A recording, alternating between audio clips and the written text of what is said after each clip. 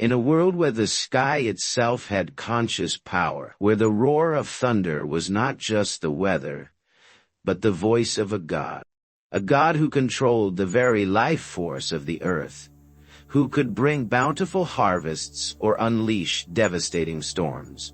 A god who was worshipped, feared, and ultimately demonized. This is the story of Baal.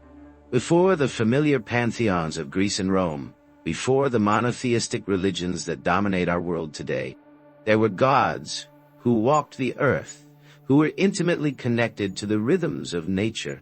Among these, the Canaanite and Phoenician deity Baal stands out as one of the most potent, enduring, and complex figures. He was not just a god. He was the storm god, the master of thunder and lightning, the bringer of rain. Our story takes us to the ancient Levant, the fertile crescent, where civilizations rose and fell in the shadow of towering mountains. Here, between the city-states of Canaan and the bustling ports of Phoenicia, Baal's influence was supreme.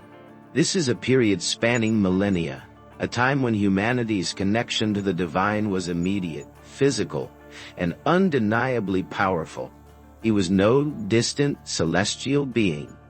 Baal was the giver of life as well as the destroyer. His power was as real as the seasons themselves. He was no theoretical concept. He was part of everyday life. So who exactly was Baal? He was more than just a storm god.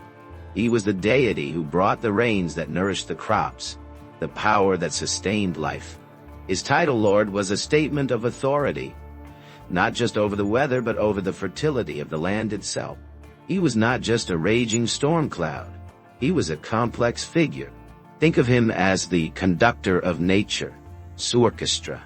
When he was happy and benevolent, the land was bathed in life-giving rains, leading to bountiful harvests. When he was displeased, well, things could get pretty noisy. And it wasn't just about the weather. Baal was also the master of the bull, a symbol of brute strength and virility. He was often depicted with horns and a spear, a warrior god ready to defend his people.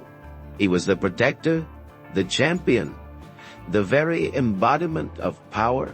Imagine the awe and reverence he would have commanded. In ancient texts, he is portrayed as a figure of immense strength and vibrant sensuality.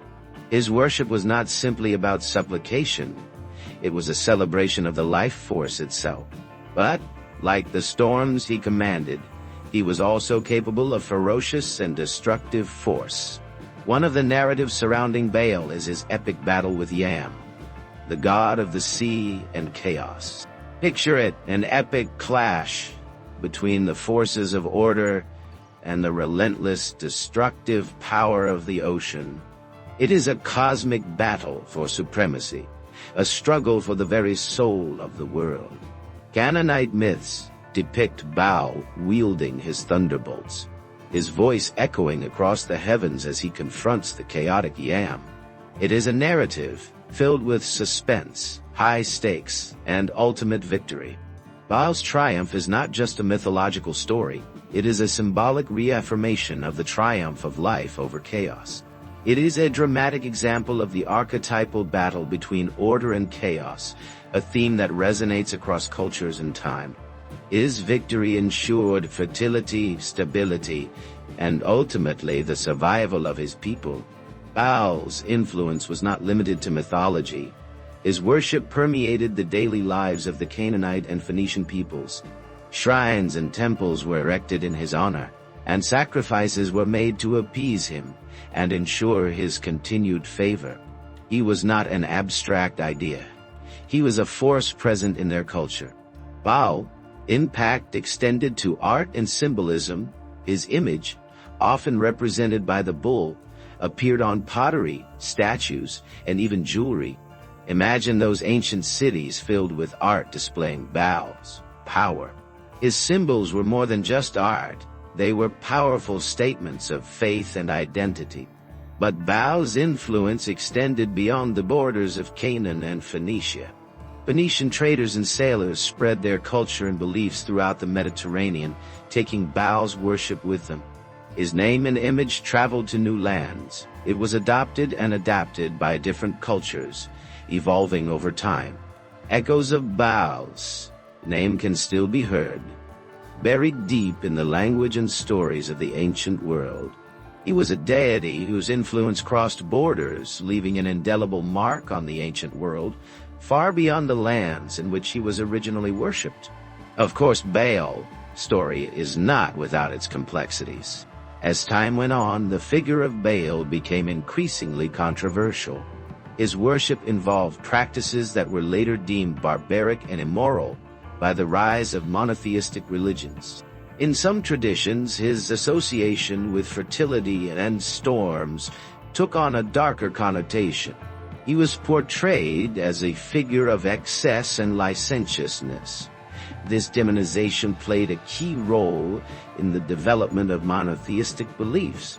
His story was reinterpreted, his image transformed into a symbol of evil, of everything that the new religions opposed.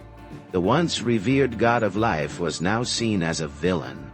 The conflicts between Baal and other gods and religions highlight the often turbulent transition between religious systems. He became, in a sense, the archenemy, a figure used to define the boundaries of the new faith.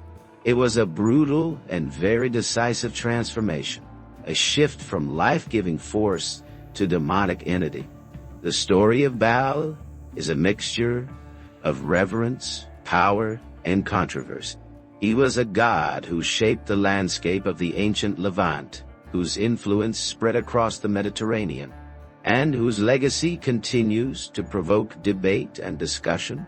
His story challenges us to think about the complex relationship between humanity, nature, and the divine. He was a storm god, a fertility deity, a warrior, and a figure whose story encapsulates the very essence of humanity, his relationship with the power of the divine.